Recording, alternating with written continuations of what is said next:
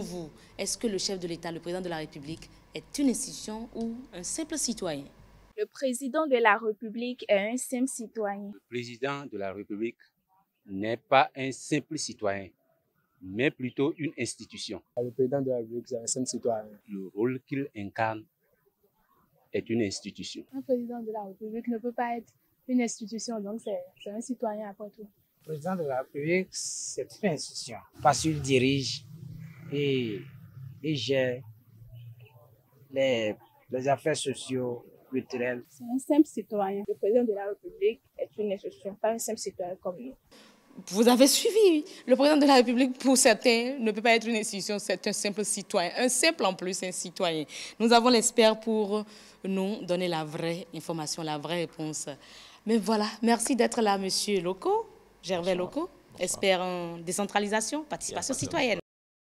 Alors, vous les avez suivis, c'est pas comme on l'a eu dans l'émission qui portait sur impôts et tasses, où les citoyens étaient pratiquement de type nouveau. Mais ici, c'est un peu mitigé, je dirais. Qu'est-ce qu'on peut dire? Un peu mitigé. Oui. Même la question parmi la grande élite, oui. C'est une question qui divise. Moi, ma réponse, c'est que le président de la République est une institution qui est incarnée par un citoyen, et qu'on appelle en général le premier citoyen parmi nous. Oui, il est le premier citoyen du pays. C'est généralement comme ça qu'on appelle celui qui est à la tête du pays. Oui. Donc, pour moi, le président de la République, c'est une institution.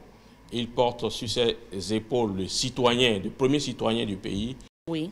Toute une institution, une autorité qui est à la tête de l'exécutif, qui est l'un des trois pouvoirs public de notre pays. De notre pays.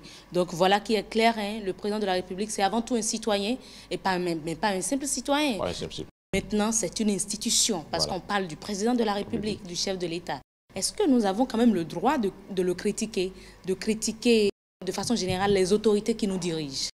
Le citoyen a le droit de critiquer les choix de politique, les actions de ceux qui dirigent le pays, tout comme il a toute la liberté de soutenir, d'apprécier l'action publique de son pays.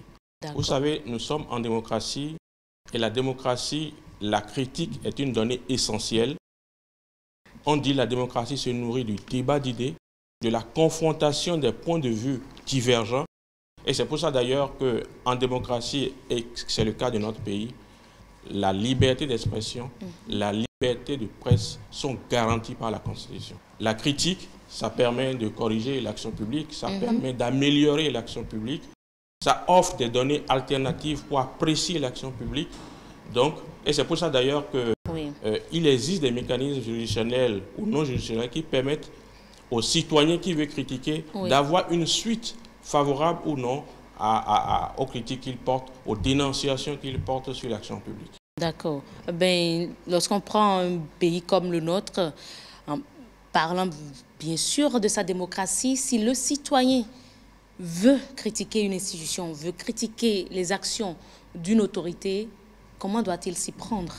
Oui, le citoyen a le droit de critiquer, mais il y a des pièges à éviter. Ben voilà. Parce qu'il y a des comportements qui sont punis par la loi. Oui. Donc, en critiquant, le citoyen doit veiller à ne pas tomber dans certains pièges, comme par exemple la publication de fausses informations.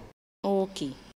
Il ne doit pas verser dans sa critique, il ne doit pas verser dans l'offense au chef de l'État, parce que c'est un comportement puni par la loi dans notre pays. Il ne doit pas verser dans l'outrage, dans la diffamation des agents publics, qui sont autant donc de comportements qui sont punis par la loi.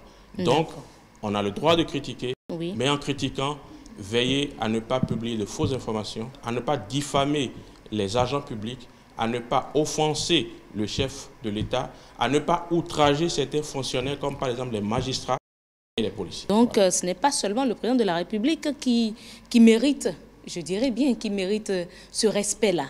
Non, ce n'est pas seulement le chef de l'État.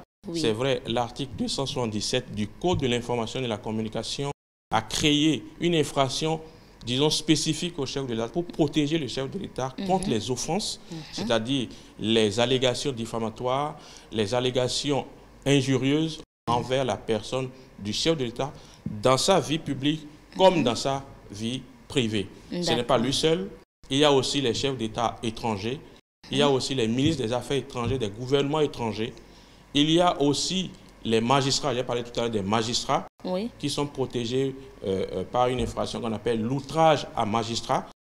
Tout propos, tout geste, tout écrit que l'on peut adresser à ces fonctionnaires et qui peuvent leur porter atteinte, atteinte dans leur honneur, atteinte également au respect qui est dû à leur fonction, tous ces faits-là sont répréhensibles et punis par la loi. Par la loi, d'accord. On retourne le micro aux citoyens. Inès leur a demandé, est-ce qu'ils peuvent critiquer le président de la République ou les institutions comme bon leur semble? Il n'est pas normal d'insulter les autorités comme bon nous semble. Il n'est pas normal d'insulter les autorités.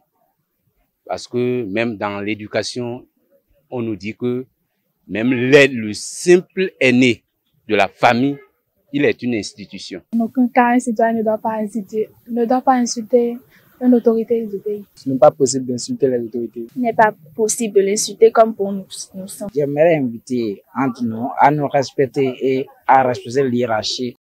Et je pense qu'ils sont assez unanimes quand même sur ça. Le président de la République est protégé par la loi. Dans ce sens, on ne doit pas l'offenser.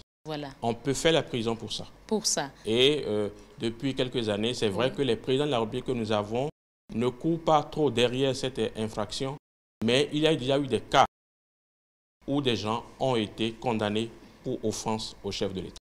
Quels sont les conseils que vous pouvez donner aux citoyens NTC, bien sûr? Le premier conseil, c'est une citation de Jacques Chirac qui dit « Prenons garde que notre esprit critique ne se transforme en esprit de dénigrement systématique. » On peut critiquer, mais il ne faut pas confondre arguments et injures. Deuxième conseil, c'est tiré d'une ligne éditoriale d'un journal français qu'on appelle Ouest France, qui se résume en 4 principes. Qui dit, premier principe, dire sans nuire. Deuxième principe, montrer sans choquer. Troisième principe, témoigner sans agresser. Et enfin, dénoncer sans condamner. Donc, on peut critiquer sans invectiver, sans diffamer, sans offenser, sans outrager. On peut le faire parfaitement. Et ceci, ça peut se faire facilement si l'on considère les critiques en se basant sur les faits et non sur les personnes de ceux qui sont dans l'action publique.